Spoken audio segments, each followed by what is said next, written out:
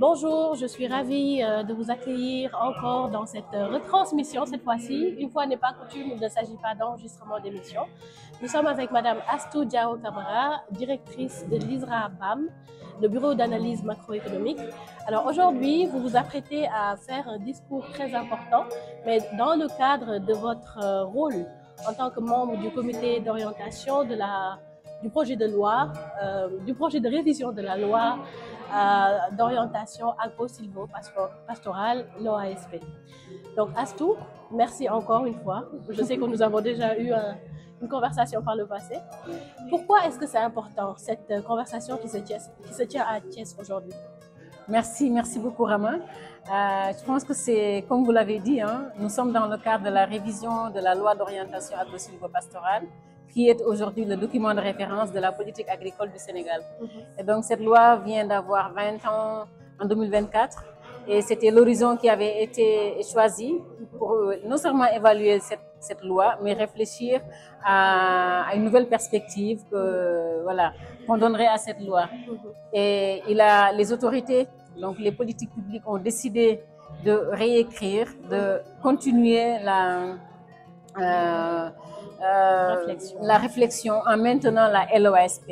Et donc nous nous sommes engagés dans un processus qui devait à la fois faire le bilan, mais à la fois auprès des citoyens, auprès des acteurs experts de tous les domaines qui sont concernés, pour réélaborer une nouvelle LOASP à qui on donnerait un nouvel horizon. Et donc dans ce processus-là, il y a eu à côté des consultations citoyennes, des concertations thématiques, et aujourd'hui, celle qu'on conduit sur le pastoralisme en fait partie. D'accord, merci beaucoup. Et quand est-ce que ces conclusions seront partagées avec qui de droit? Ce qu'il faut retenir, c'est qu'au bout du processus, il est attendu une rencontre éminemment importante, éminemment politique, parce que la LOSP avait institué ce qu'ils appellent le Conseil supérieur d'orientation agro-silvo-pastorale, qui consiste en... c'est une rencontre nationale qui concerne le président de la République et les acteurs du monde de l'agriculture. Et donc, dans ce processus, il est attendu qu'au bout, qui est ce Conseil supérieur d'orientation agro-silvo-pastorale, qui se tiendra dans la première quinzaine du mois de mars. Donc, on termine pratiquement nos concertations d'ici la semaine prochaine, et l'ensemble des discussions, des réflexions qui ont été tenues partout au Sénégal, normalement doivent être consignées dans un rapport traduit en message clé destiné au président de la République. Mais il y aura également un rapport un rapport général dans lequel on retrouvera le processus, les avis des citoyens, les avis des experts sur les thématiques qui sera partagé. Merci infiniment Astou. Je rappelle que vous êtes socio-économiste et que vous dirigez le bureau du BAM de l'ISRA. Merci beaucoup. Merci Rama. kaddu gi xaw na gudd tuuti mais li ma bëgg wax moo bari, donc dinañ am encore occasion continuer wax ci. Donc je reviens à l'agenda. Donc def nañ suñu ouverture ba pare. Donc tey li ñu bëggoon waxtaane ak yéen bis journée bi inshallah du gudd trop. Bëgg nañ bu 4h30 jotee ñu libéré ku nekk mu dem doxi ay soxla dem dallu balaa suba ñu dellu si waat. Donc bu ñu paree ci li ñuy def nii Absa sama collègue Absa et complice day ñëw defal ñu li ñuy wax présentation LOASP. Day ñëw rek présenté waat loi bi moom su paree man dinaa dellu si waat def li ñuy wax propos introductif pour mettre le point sur élevage extensif ak politique publique, parce que l'OASP politique publique la. Donc lan mooy place su élevage pastoral ci biir politique publique yi, lan moo nekkoon place am ci biir LOASP ba tax tey jii bu ñu def bilan ñu toog waxtaanee ko pour gën a mën a jëm kanam. Su ma defee loolu ba pare nag rek dañuy jàll ci benn panel bu am solo lay doon. ñu am fii ay juróomi expert yu ñëw ñu laaj leen seen xalaat ñu wax bu panel boobu jàllee nag ñu ubbi waxtaan bi. Dañu bëgg waxtaan bi nu mu gën a yaatoo mu gën a yaatu bu ñu limité kenn ci temps bi inshallah dinañ ko def nag pour que bu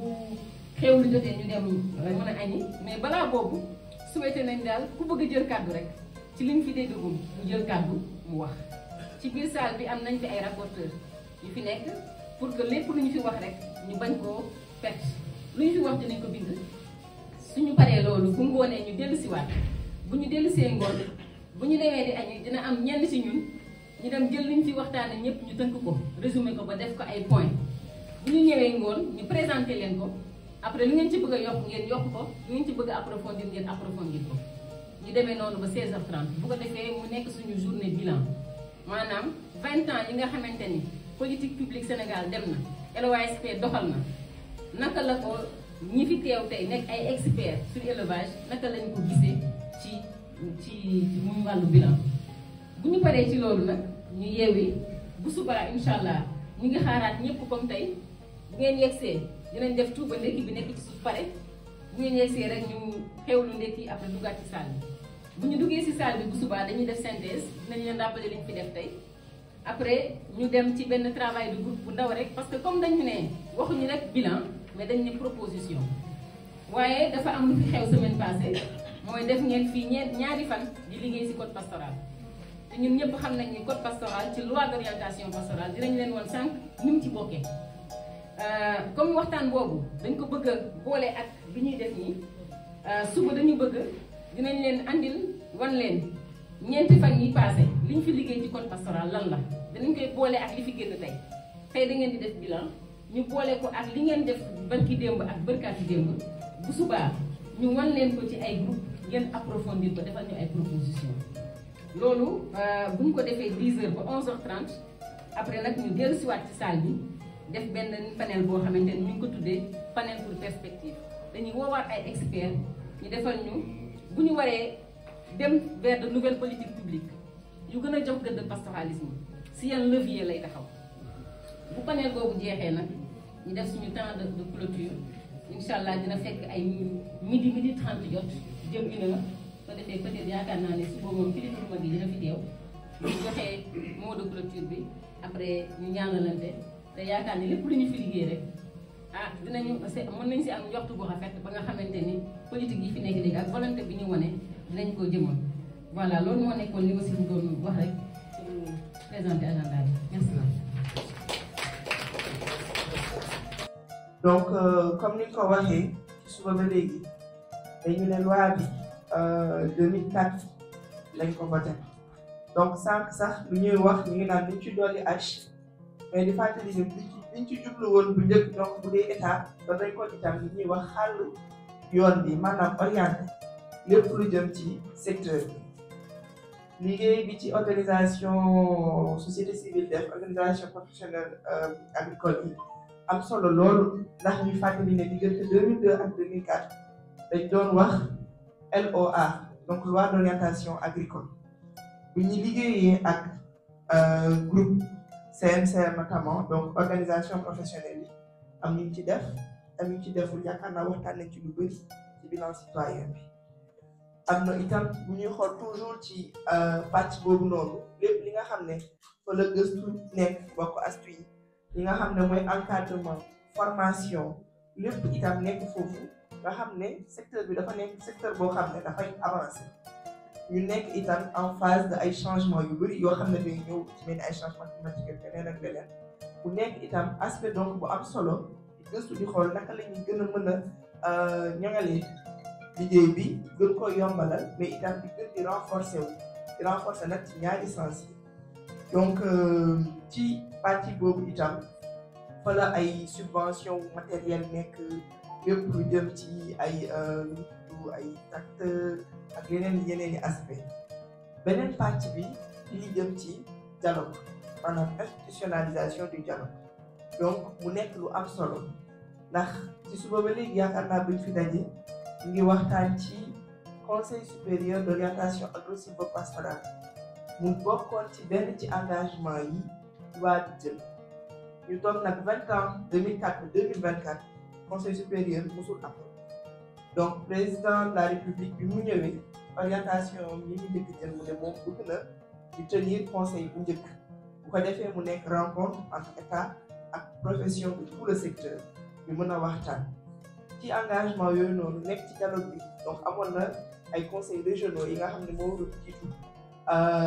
moo waroon jiitu conseil supérieur bi nga xam ne 14 régions yëpp gouverneur dañ koy organiser amoon itam ay rapport annuel yi nga xam ne dañ ko waroon produire ak bu nekk ci secteur bi nga xam ne mooy wane lan moo dox ci at mi balaa 31 mars at bu nekk yi mën a wax lan moo dox lan moo doxul def conférence def conseil supérieur mën a joxe orientation bu bees ñu jubantiwaat secteur bi bu ko defee ñu mën a atteindre objectif bi nag donc loolu noonu yëpp nekkoon orientation loi bi ci li ñu waroon yóbbu mooy ñu moom suñu bopp ci wàllum dund donc souveraineté alimentaire bi ñuy wax bu ñu xoolee 2004 ba 2024 problème yi nga xam ne moo taxoon nit ñi jug ci loi bi ba léegi mu ngi fi mën nañu wax sax tey la gën a donc tey jii liggéey bi ñuy jublu noonu dafay ñëw ci dëgëral loi bi ngeen xam ne dañu nekk di ko réviser parce que am na un premier bilan bi nga xam ne techniciens yi def nañ ko au niveau du comité SERA ñu boole ko ak bilan citoyen bi nga xam ne def nañ ko ci 14 régions yi waxtaan ak acteurs yëpp ñu war koo boole nag léegi ak encore ay groupe yi nga xam ne dañu nekk ci ay thématiques ba pare pointu ci donc tey jii daje bi ñu am ci rencontre bi ñu jëmale ko ci pastoralisme mooy ñu xool lépp lu jublu pastoralisme lépp lu ci jëm lan la ñu war a yokk ci loi donc waxtaan yii di ñëw nga xam ne dinañ waxtaan ci bilan tey subaa ñu waxtaan ci recommandation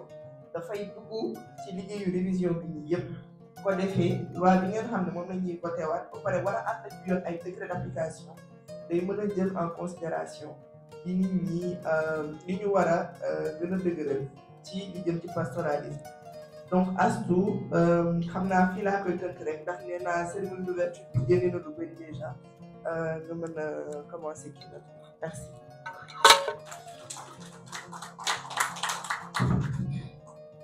merci Absa donc Absa daf ñu doon fàttali rek lan mooy LOASP donc loi d'orientation agro-sylvo-pastorale lan lañ ci tënk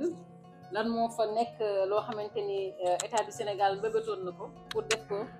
ci sàmm ci mbay ci exploitation forestière mu ay loi am ay programme ci biir yu mu état bi xalaatoon def am ay gunge aussi yu mu yéene woon ni dina ko def ñun ñëpp nag xam nañ diggante yéene ak jëf léeg-léeg mu am woro léegi waxtaanu tey bi dañ bëgg a xool ci yéene bi état du Sénégal yéene woon ak tey jii fi ñu toll 20 ans après quelles ont été les avancées quels ont été les obstacles pourquoi est-ce que mu am ay obstacles et cetera moom nañuy waxtaane toute la journée man nag dafa am suñu benn doyen boo xamante ni moo waroon ñoon def tey propos bi ma war a def nii ñu ko tuddee en français dañuy wax souvent keynote note introductive mooy ubbi xel yi ubbi bët yi ci ponk yi nga xamante ni yaakaar nañ ni mooy yi ëpp solo yi ñu war a waxtaane tey ak suba normalement Oussouba Touré moo fa waroon ñëw def ko mais ci biir processus bi moom dafa am lu ñu ko dénk dañu ko dénk li ñuy wax capitalisation parce que processus bi ñu ko commencé ak léegi dañu bëgg jàng ci pour xool niñ ko doxalee biñ ko tàmbalee ba léegi lan moo ci jaar yoon lan moo jaarul yoon pour que buñ demee ba tëgg loi bi ba mu taxaw ndax dañu war a defaat lu mel nii pour yóbbu ko ci gox yi ak goxaat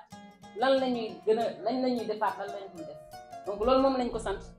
moo tax tey mu nga Kédougou dem war a rencontrer ay acteurs dina wër Sénégal yëpp moo tax nekk fi tey pour def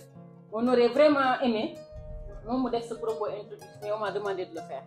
maintenant c'est difficile pour moi de le faire en wolof parce que yenn yi c'est difficile de les expliquer en wolof je vais faire tout à l'heure comme Djibril a fait je vais faire en français après dinaa ko jéem a tënk en wolof alors pour commencer à faire ça donc l'idée c'était de faire une keynote sur le pastoralisme, l'élevage extensif, sa relation avec les politiques publiques. Et aujourd'hui, où on fait le bilan de la mise en œuvre de la LOASP à l'aune du pastoralisme, que peut-on dire aujourd'hui des relations ou bien des liens de la place de l'élevage extensif dans les politiques publiques au Sénégal? Donc, à l'entame de mon propos, je voudrais faire quelques constats de rappel. Je pense que c'est juste des rappels, nous les connaissons tous. Ce n'est pas la peine de répéter, mais je le répète quand même parce que le rappel est assez pédagogique assez souvent. Le Sénégal, on dit que c'est un pays d'éleveurs et c'est un pays d'agriculteurs. Même si on a d'autres domaines qui comptent, d'autres acteurs économiques qui jouent le rôle qu'ils doivent jouer, le Sénégal reste après tout un pays d'éleveurs et un pays d'agriculteurs. Quand on regarde nos statistiques,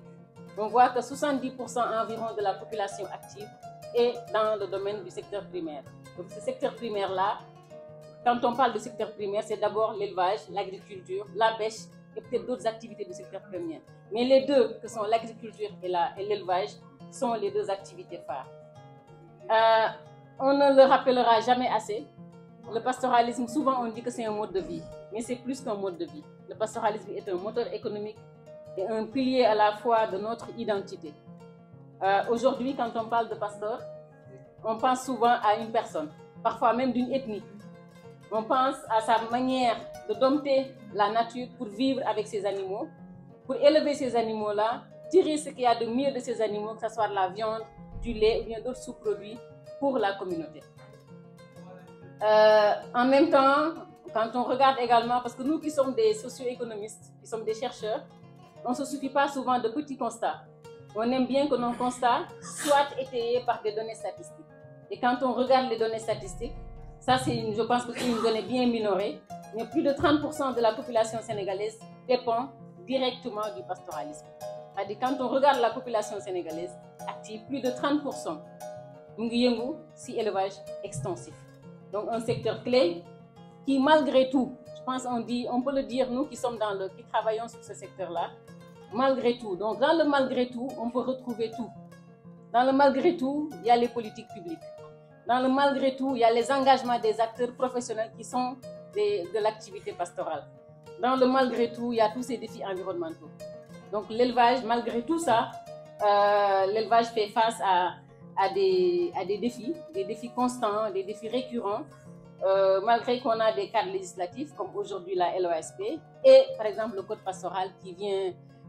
est très récent, mais qui fait beaucoup parler de lui parce qu'on en attend beaucoup. Pour rappel, je n'ai pas besoin de définir c'est quoi un système pastoral. Je pense que nous sommes entre convaincus, entre connaisseurs. Mais ce qu'on peut retenir du système d'élevage extensif, moi je préfère l'élevage extensif parce qu'assez souvent quand on dit pastoralisme, pasteur, c'est un peu stigmatisant. On a l'impression de parler à des acteurs à part.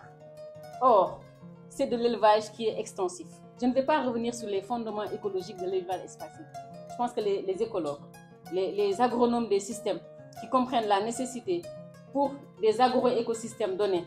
que dans des agro-écosystèmes donnés, qu'on puisse faire l'exploitation de ces ressources-là, tout en préservant la durabilité de ces ressources, comprennent pourquoi des scientifiques, pendant des années et des années, défendent encore l'intérêt de l'élevage extensif. Donc, pour revenir ici, le monde scientifique doit accompagner le monde du plaidoyer pour montrer le bien fondé de l'élevage pastoral. Maintenant, il y a une difficulté parce que il faut utiliser des ressources communes. Le bien commun, c'est difficile. Ce n'est pas def ba ku nekk jël ci wàllam te xëccoo du am loolu moo laxasu ci ginnaaw élevage extensif ci réew yépp ba mu jafe ba nga xamante ne boo taxawee bëgg ko défendre mu am keneen ku mën a taxaw ñu la attention li ngay défendre man gis naa ci lii ak lii ak lii muy safaan donc loolu andi na benn lu xaw a mel ni jafe-jafe bu am ci suñu réew yi pour que suñu politique publique yi gën a mën a xam ban gëdd la ñuy jox élevage mu am man seetlu bu ma ci defoon bu xaw a sew tuuti parce que booy xool ñiy bind politique publique yi nga interroger seen parcours c'est-à-dire ceux qui font les politiques publiques d'où ils viennent quelles études ont-ils fait lan lañ jàng bi ma doon def samay enquête di def sama thèse dama dem ministère de l'élevage ma def inventaire xool quand tu regardes ñi def politique publique yi dans nos pays depuis l'indépendance ba aujourd'hui li si ëpp dafa am benn école bu ñuy génne au Sénégal en tout cas muy école inter-état de médecine vétérinaire soo demee école inter-état de médecine vétérinaire nga xool les cours lan lañ fay jàngale dañ fay jàngale li ñu naan le bon élevage et le bon élevage en général dans ces écoles là c'est un élevage sédentaire le bon élevage les critères yi nga xamante ni moom lañu wax mooy sàmm bu baax bi dafa am ay critères yu ñu ko defal mooy élevage boo xamante ni dafay productivité bi dafay indi meew indi donc modèle théorique boobu noonu soo gëstoo ga ci biir nga xam ne dafa am fu ñu ko tibbee boo xamante ni dañ fay dem di jàng li ci ëpp c'est en Europe donc ñi nga xamante ni ñooy ay suñu borom xam-xam li jiitu ci seen xel ci xam-xam mooy ni sàmm pour mu baax nii ak nii la war a mel fekk foofu am na njuumte bu ndaw léegi dafay def nag mu andi ñoo xamante ni ñooy def waaw je pense que après dinañ bàyyi su ma paree rek ñu laaj kenn mu tënkal ñu xëy na Omar Abbas mu ngi ci salle bi dinañu tënkal en pulaar tuuti. donc politique élevage yëpp en général daf doon nekk jox leen ndox ñu toog après nga ñàkk jur gi ñu nekk ci wér-gu-yaram fekk na am na peut-être loo xamante ni dañ ko xawoon bàyyi ginnaaw mooy naka la ñuy sécuriser li nga xamante ni pour sàmm élevage tey mooy mobilité. la mobilité du bétail moom dafa nekk une pratique boo xamante ni pratiquement nee nañu mooy la pratique adaptative la plus comment on appelle la plus appropriée bi éleveurs yi di def. boo xoolee bu élevage amee ba léegi mobilité pastorale maanaam jël sa jur ànd ak moom joxe ko li mu lekk fi mu ko soxlawee loolu mooy li nga xamante ni moo ànd ak sàmm caawa te lu bari ñu bari mënuñu ko comprendre jafe-jafe boo ci gis aussi c'est lié à cela. bu ñuy xool politique yi bu ñu ñëwee ba 2004 boobu yëpp xam nga gis ngeen ni loi d'orientation mu ngi ci diggante bi parce que loi d'orientation ñu ngi ko voté en 2004 en 98. si le Sénégal njëkkee amee un ministère de l'élevage en 1998 mais dañ ko créé rek après daal di koy supprimer avant en fait mais avant l'alternance du temps de Abdou Diouf ils ont créé c'était la première fois ñu créé ministère élevage en 98 mais voilà mais avant 2000 dañ ko supprimer bi Abdoulaye Wade ñëwee ci lañ créé waat encore beneen ministère élevage et je pense que c'est même pas 2000 c'est 2004 je crois 2004 ou 2006 lañu indiwaat élevage ministère de l'élevage voilà c'est ça ñu boole agriculture élevage mais après dañ ko sendewaat bi ñu koy sendewaat c'était en je pense 2006 voilà boobu ba léegi nag ñu ngi leen boole ba léegi ñu boolewaat waaye mu ngi wane ni état du Sénégal bu muy def loolu noonu par exemple 98 dafa fekkoon nag gouvernement Abdou Diouf defoon li ñuy wax la lettre de politique sectorielle de l'élevage lettre de politique sectorielle de l'élevage boobu noonu piliers yi ci nekkoon Abdoulaye Wade bi mu ñëwee ba bi ñu defee ministère defaat plan national de développement de l'élevage PNDE li nekkoon ci lettre politique sectorielle boobu moo fa nekkaat li am solo li ma ci bëggoon jàpp rek mooy lettre politique sectorielle boobu noonu boo ko liiree ak plan national de développement parmi les piliers dafa am lu am solo et c'était la première fois ñu koy noter mooy la sécurisation de l'élevage pastoral ça faisait pas c'était le deuxième pilier je pense je parle sous le contrôle de Madame Kane troisième pilier voilà donc sécuriser l'élevage pastoral et agropastoral pour moi ça dénotait encore de la volonté de l'État de la volonté politique parce que commencé woon nañ comprendre que ni suñu gars yi kat ñu dëgër bopp lañu buñ leen waxee dañ leen di sédentariser ba léegi amul programme buñ fi andiwul SODES et cetera taxul ñu toog donc jot nañu toog d'autant que Abdoulaye Wade bi muy ñëw en 2000 dafa am nu mu waxoon dafa ne woon bëggatuma gis ci àll bi nag buy taxawaalu buy dox ñu mën a compter ay kotom damay tënk rek noonu la ko waxee woon fi mu ko waxee ñu bari tiit ñu ne si kon de comme wax na lii kenn dootul mën a jël sa jur dàq mais mu dawal tuuti ñetti at tombé loi d'orientation bu ñu voté ko ñu ne attention donc cet élevage là il faut le sécuriser. Je pense qu'à l'époque aussi il faut les remercier, les Malik Faye, à l'époque directeur de l'élevage dans les années 2000 était là et il faisait partie de ñi doon défendre le plus l'élevage pastoral. Fekk na fi également des projets comme le PAPEL nekkoon des projets yoo xamante ni ñoo fi andi unité pastorale qui avaient compris la nécessité de sécuriser l'élevage pastoral en mettant en place des unités pastorales pour sécuriser des couloirs, etc. Donc, en résumé, mooy que ni boo xool trajectoire élevage trajectoire dafa mel ni lu xaw a yéex ci reconnaissance pastorale bi waaye mën nañ am ci contentement parce que loi d'orientation agro-silvopastorale dafa am ñeenti mbir yu mu andi bu njëkk bi mu andi boo xoolee loi d'orientation le chapitre 9 et le chapitre consacré à l'élevage élevage rek la ñu wax ci chapitre 9 boobu mais boo xoolee chapitre 9 il y a 4 ou 5 articles donc article 42 40 43 44 45 46 c'est 4 articles yoo xamante ni ñoom ñi ngi taxaw pour jàppale élevage extensif ak article 43 dafa reconnaître le pastoralisme comme mode de mise en valeur te loolu c'était important pour l'élevage dañ ne maintenant à partir de maintenant le pastoralisme est reconnu comme une mode de mise en valeur de la terre. C'était important parce que là, le domaine national, pour nga am suuf,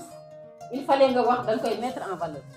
Le pastoralisme bokkul woon ci mode de mise en valeur, mais LOASP daf ko consacré dans son article 43, chapitre 9. Après, mu andi chapitre 44 bi, article 44 mu institutionnaliser li ñuy wax le plan de développement de l'élevage. Ci lañu commencé am un document de référence. En fait, ci la loi bi ne war nañ am document de référence bu ñu tuddee plan national de développement de l'élevage, PNDE. Et je pense que dans tous les secteurs, élevage kese moo ci defal plan national ba 2016 ñu ngi am un document de référence dans sa deuxième phase. Article 45 bi ci réforme foncière la ñëw def référence à la réforme foncière boobu li tax mu am solo mais article boobu dafa ne bëgg na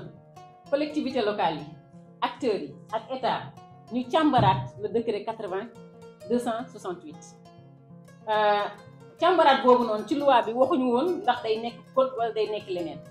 mais ñun ci suñu analyse mooy bu ñu ñëwee ba 2003 ñu voté code pastoral mooy donc le décret 80/268 est mieux précisé dans un code pastoral donc mu nekk un troisième élément pour man de victoire pour le pastoralisme dans la LOASP. Quatrième chose non moins importante, c'est de réaffirmer les mécanismes de lutte contre le vol du bétail. Ñëpp xam nañ ni sàcc le code pénal daf ko dàq mais comme vol de bétail dafa nekk lu am lu jafe ci sàmm yi ci loi d'orientation agro-sylvo-pastorale dañu waxoon dans l'article je pense 46 que ni dinañu toogaat ñu xoolaat vol de bétail boobu ba gën koo ñoŋal. Et gis nañ en 2017 etc. Le décret sur le, je pense que c'est une loi sur le vol du bétail qui a été revue, je pense, et signée par Boun Abdallah Dionne. Donc pour vous dire, loi d'orientation agro-sylvo-pastorale, élevage extensif, pastoralisme lu ci am wàll la. Jox nañ ko chapitre, jox ko ay article, jamono di dox bañ dem ba ñu am wax code pastoral. Te gis nañ ni code pastoral bi bu mu génnee ak léegi. État mi ngi manifester sa volonté politique d'accompagner les acteurs à ce que mu gën a précis ñu xam exactement comment y aller de façon beaucoup plus précise. Maintenant li ma bëggoon ñu jàpp rek mooy que ne malgré tout ça on est dans un contexte de crise multiforme. Les défis environnementaux sont de plus en plus renouvelés parce que bu ñu xamee ne sàmm caawa ni ñu ko xamee mooy éleveur bi am na xam-xamu bu ndox amul mu uti ndox. am na xam-xamu bu ñax amul mu xool fu ñax am donc moom yàgg na jànkonteel ak li ñuy wax variabilité climatique du lu ko jaaxal mais li ko jaaxal nag mooy variabilité climatique bi di gën a tar mais mu am pression foncière bu am partout ailleurs au Sénégal ba nga xamante ni fu mu dàq nagam du am fu mu jaar ndax tool yi gën nañu yaatu askan bi nit ñi gën nañu pardon si tu vas revenir, on va te poser des questions. Badou. Madame Kane, Arma Baye la lolu kon. Maintenant, je reviens sur une fois tout ça dit, les défis restent. Donc les défis deviennent de plus en plus prégnants. Éleveurs et de plus en plus, comme tous les acteurs du monde, font face à des crises. Les mécanismes à la fois politiques, institutionnels, sociaux, économiques ne suffisent pas. Doyotuñu pour jàppale askan bi. Donc li ñuy def, li ñu bëgg mooy on veut un appel à l'action. Comment passer des réflexions fécondes? Parce que quand même, Sénégal, c'est un pays de réflexion. On réfléchit tout le temps. On écrit beaucoup. te suñu réflexion yi ku ci ne bu joxee xam-xamam rek nga ni dëkk bi normalement waratul am problème. La question qu'on se pose mooy comment on passe de réflexion à l'action. ci loolu lañ leen bëgg a woo nag surtout tey ak suba. Comment passer à l'action? Naka la ñuy def ba mën a renforcer suñu application ay textes naka lañ mën a def ba lii infrastructure yi nga xamante ni moom la sàmm yi soxla mu gën a adapté à leurs besoins. Naka la ñuy def ba ñu reconnaître lu am solo mooy que ni baykat soxlawee encadrement soxla conseil ku ko wax da ngay jënde dërëm jaaye lii da nga koy définir naka la ñuy def ba éleveurs yi aussi ñu leen ko defal. Dama ko yàgg di ko wax éleveur bi dañuy yaakaar ne bu juróom juree bu jur bi wéree am lu mu lekk baax na fekk éleveur bi soxla na ko gunge